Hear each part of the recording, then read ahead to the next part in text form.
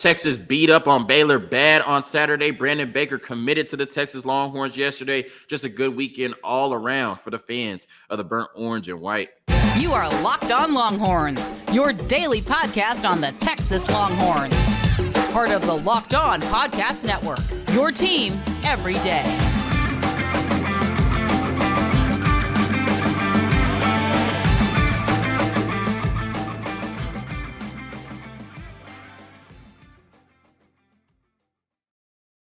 Locked On Longhorns, the show. Jonathan Davis, your host. Today's episode of Locked On Longhorns is brought to you by FanDuel Sportsbook, the official sportsbook of Locked On. Make every moment more. Visit FanDuel.com/LockedOn today to get started. And on today's episode of Locked On Longhorns, we are talking about the dominating performance we saw on Saturday between the Texas Longhorns and the Baylor Bears. In the second segment, after we talk about the defense, we're getting to Brandon Baker committing to your favorite football team. And then the last segment, the Big 12 roundup, everything that happened in your least favorite conference outside of the Texas Longhorns and the Baylor Bears this weekend. All of that and more on today's episode of Locked On Longhorns, part of the Locked On Podcast Network, your team every day. Before we get started, I want to address the elephant in the room, right? I know there's some Rangers fans at home or wherever you are watching this on YouTube saying, how could he betray us, right? How could he wear Astros apparel on the podcast? Well, one, I live in Houston, so, I don't hate the Astros. They do a lot for the city. I support them when I can. But two, I just want to thank the Houston Astros for completely folding after sweeping us and, almost knocking us out the playoff race.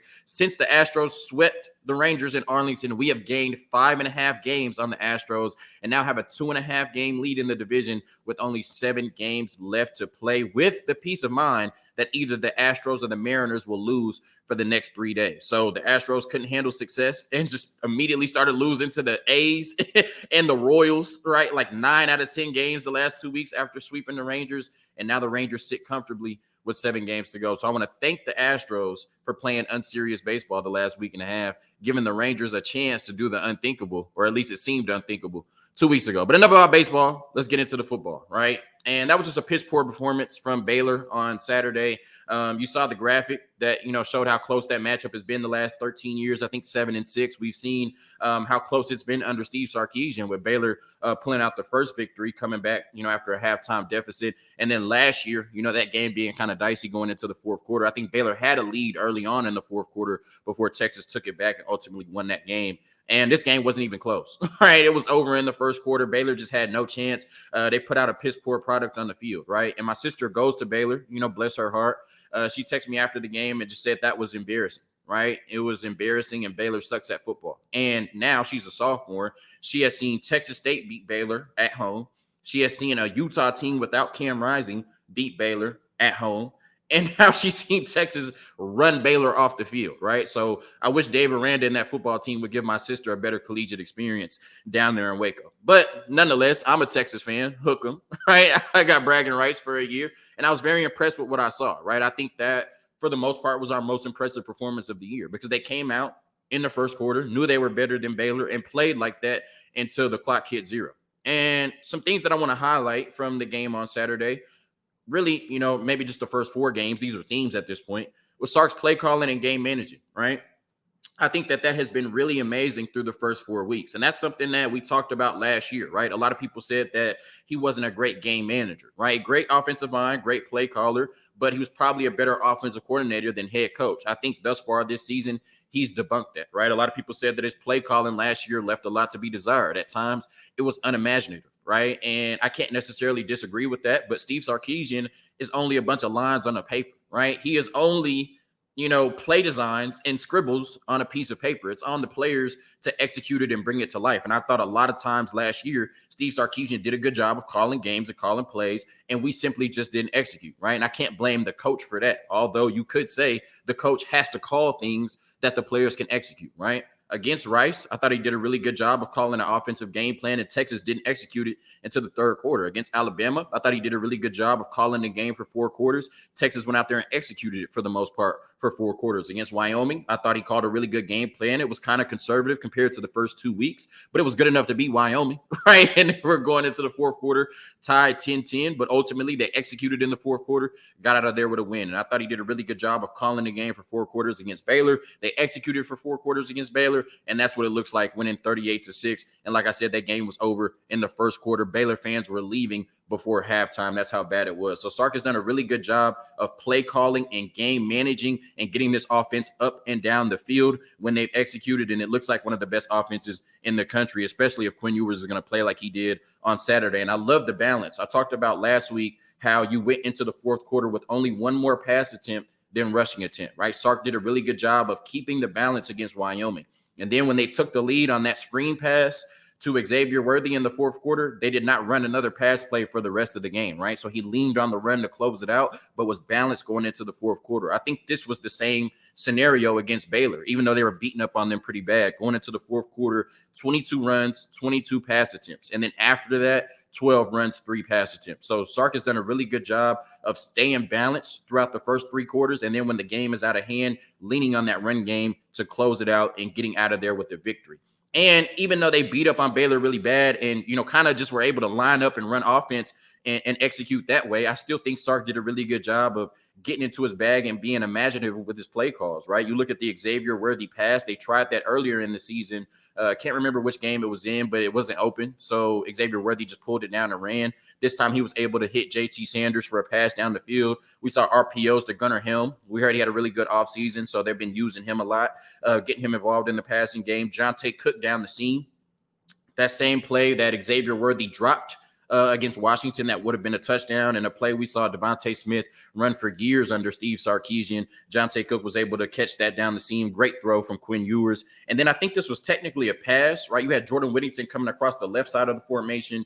You had Jonathan Brooks coming around the right side of the formation. He fakes it to Jonathan Brooks and then tosses it forward to Jordan Whittington. So I think that was technically a pass. So Sark did a really good job of staying balanced and calling an effective offensive game plan that they could execute. But he also got into his bag a little bit with some, finesse kind of, special, unique play calls that really kept the Baylor defense off balance. And what I've loved so far from Steve Sarkisian, probably the most impressive thing he's done is he's done a really good job of getting Quinn Ewers into a rhythm, right? He doesn't come out like he did last year, calling a bunch of deep passes, spamming Xavier Worthy, trying to start off games that way. We've seen him come out with Quinn Ewers and start off almost exclusively with running the ball in the quick game, right? A lot of RPOs, a lot of screens, a lot of layups for Quinn Ewers. And then if he can handle it, then he starts to put a little bit more on Quinn Ewers' plate, right? We saw against Wyoming, he came out with the quick game, with the RPOs, the screens, the easy passes, easy reads. And for whatever reason, Quinn Ewers didn't have it last Saturday against Wyoming. So he stayed with that all game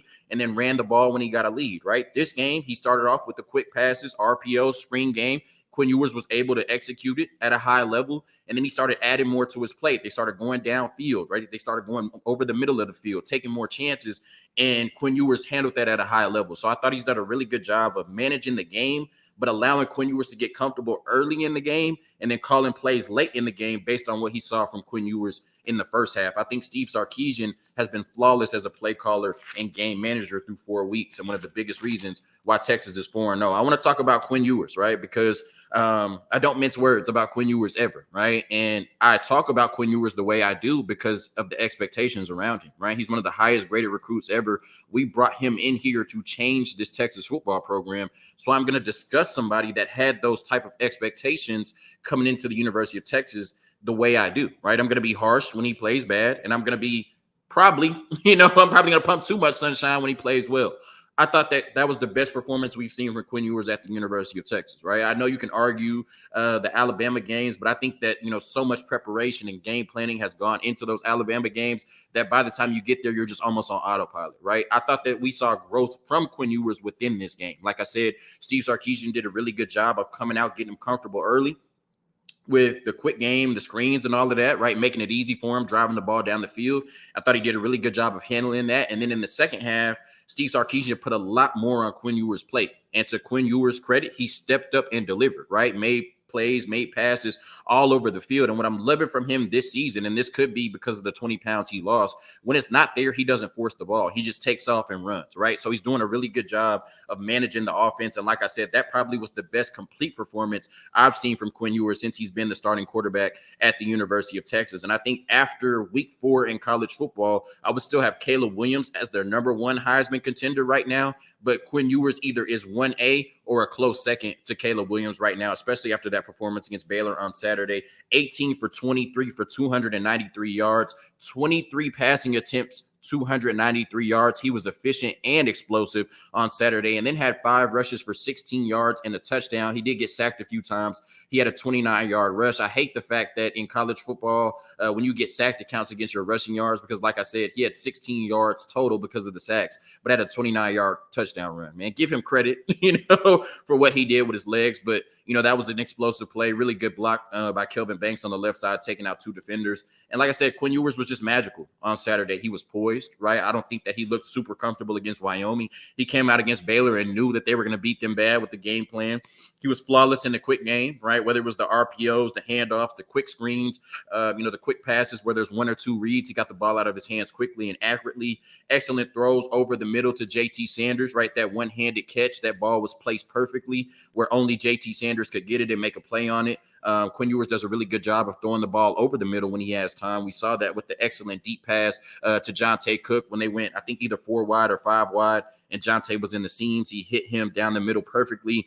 And then, like I said, he ran when he didn't see any open receivers. Last year, Quinn Ewers would try to force things, throw up 50-50 balls, and now he's taken off, extending drives, getting those first downs. So he's done a really good job with that, and he's yet to commit a turnover. Right. We saw last year he made a lot of turnover worthy plays. This year he's made a few, and thankfully the defense hasn't been able to catch the ball, but outside of that, he's done a really good job. Right. If it's not there, I'm going to take off and run, or, I'm going to check the ball down, as he did in this game. So Steve Sarkisian has done a really good job of managing Quinn Ewers through 4 games. And I thought Quinn Ewers may have put together the best 4-quarter performance we've seen from him, even though Malik Murphy did get in at the end of the game.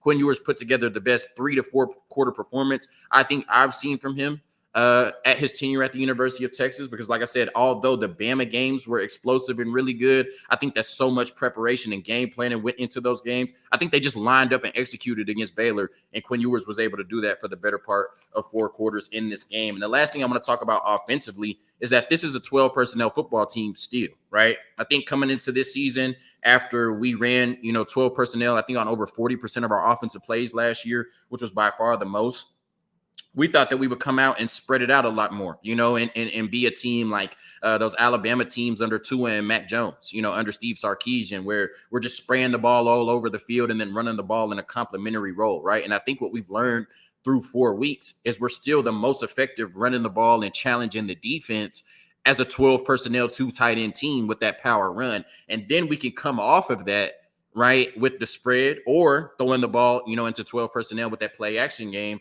But we still have the ability, because of the talent in our wide receiver room and Quinn Ewers' talent, to go 4 wide, 5 wide, whatever, and attack you that way, right? But we've seen, especially in terms of running the ball, we've been most effective in 12 personnel. And I thought they did a lot of that against Baylor. 175 rushing yards. Brooks went for 124 total yards and a touchdown. He solidified himself in that running back 1 role, partly because he's been better.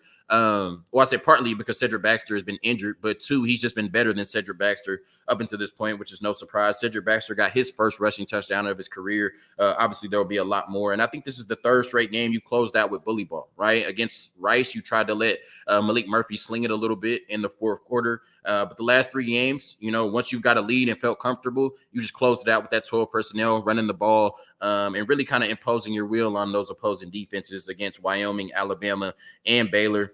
And when you look at it, not only does it afford you opportunities in the run game, but look at what your tight ends were able to do. JT Sanders, 5 for 110, Gunnar Helm, 2 for 37. And I know all of those, 7 catches weren't off 12 personnel, but you have 2 very dynamic tight ends in the passing game that block really well for you. And you can get super creative with Steve Sarkisian, like I said, in the play action or leaking those tight ends out for easy pass plays. So This team has just done a really good job through 4 weeks, kind of finding their offensive identity. I think Steve Sarkisian has done a really good job with the play calls, getting the offense going. I think he's done a really good job in 12 personnel and getting that run game going, utilizing the tight ends. And I think we've seen maturation and growth from Quinn Ewers each week. And this Baylor game might have been the best performance he's put on tape since he arrived at the University of Texas. A quick word from our sponsors, and then we're talking about this Texas defense, who has been absolutely amazing all season, and then Brandon Baker committing to the Texas football team.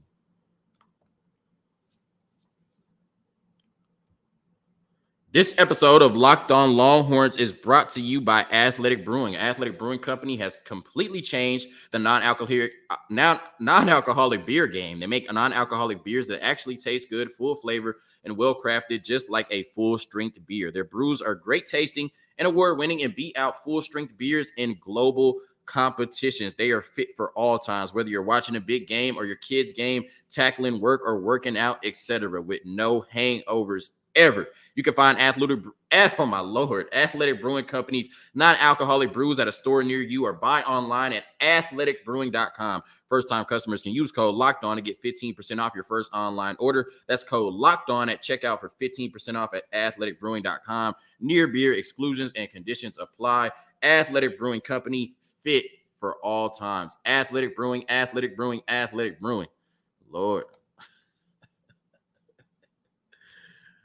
All right, I want to talk about this Texas defense. Coming into the season, I said that if Jalen Catalon could stay healthy, this Texas defense would be borderline elite. They have not been borderline elite. They've been elite, and I think that we can probably start the conversation now. It's still a little bit early, but through 4 weeks, they look like one of the best defenses in the country, right? You can maybe even make the argument, if you're just sipping on a little bit Kool-Aid, if you're drinking a little bit too much Kool-Aid, that they're the best defense in the country right now. And I don't even think that's a crazy argument. I haven't looked at any stats or, I haven't looked too hard at how any other defenses are playing, but based on what this Texas defense has done 4 weeks, not giving up, in the first 4 weeks, not giving up more than 24 points, this certainly has to be one of the best units in the country. And when you look at it, Baylor had the ball for 33 and a half minutes, right? So Baylor won the time of possession battle, even though they lost by 32 points, and they did not score a touchdown. And you watch that game, they literally tried to the last play until the clock hit 0 to score a touchdown, and could not do it against this Texas defense with 2 different quarterbacks, multiple running backs, bench receivers, whoever, right? They could not score a touchdown against this Texas defense. They were dominant, especially that defensive line. They are insane, right? With the production they put out through 4 weeks. They forced the interception in the red zone, right? Sawyer Robertson is just not a good quarterback. That Baylor offense is not good right now.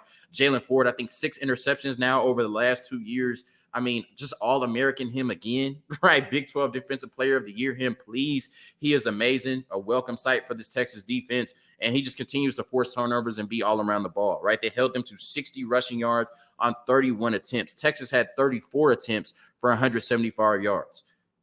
Baylor had 3 less attempts and 115 less rushing yards, which is crazy. And I said going into the game that Baylor's only chance was to get that wide zone going and then let Sawyer Robertson make plays off of that, right? If they had to, just bring everybody in the box to stop the run, and that didn't happen at all, right? Because they couldn't run the ball. 31 attempts for 60 rushing yards. Like I said, our defense was just dominant, right?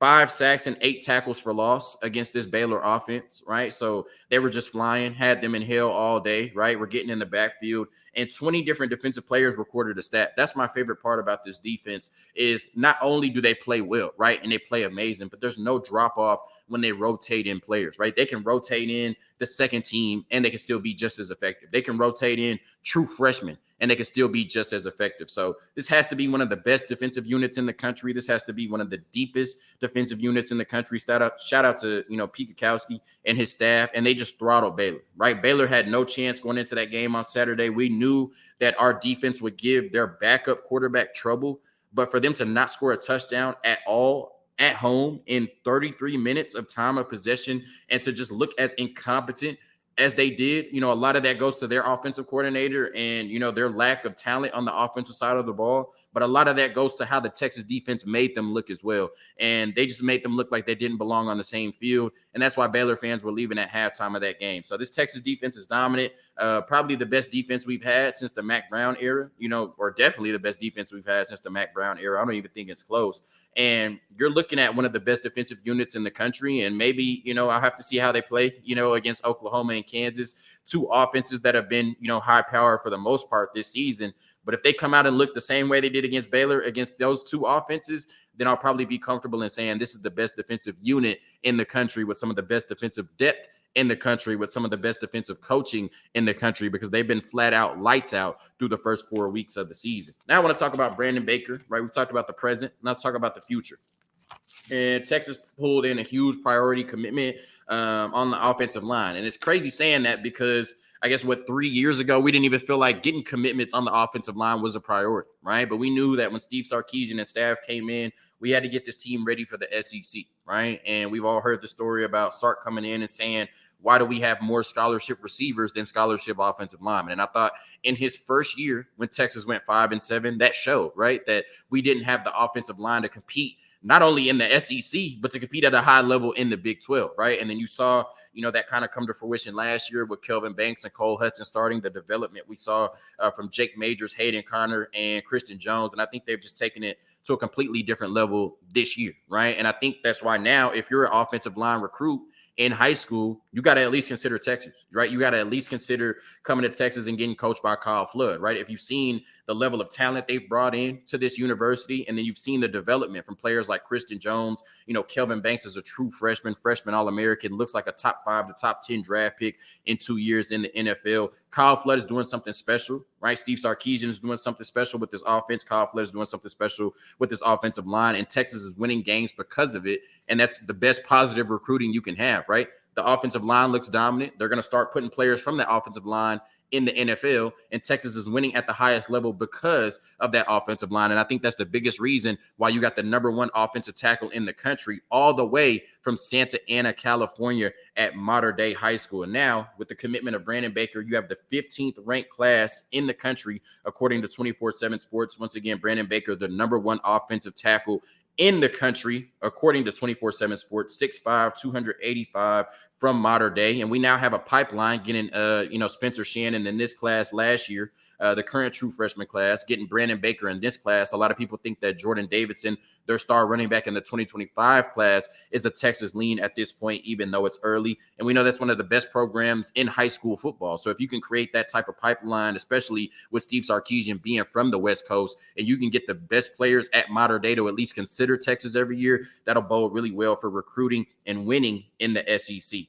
Brandon Baker is the 3rd 5-star offensive lineman that Texas has pulled in since 2022, which is crazy. He is the 7th blue chip 4 or 5-star offensive lineman that they've brought in since 2022, which is crazy. And I think he's going to excel at the University of Texas. What they said about him on 24/7 Sports, excellent, aggressive, physical, hungry, right? Angry run blocker, likes to drive people in the run game and finish his blocks to the ground. Obviously, we love to see that at the University of Texas, a natural and effective pass blocker, right? They said he looks, just natural and smooth in his pass sets. And that's something that we said about Kelvin Banks from day one.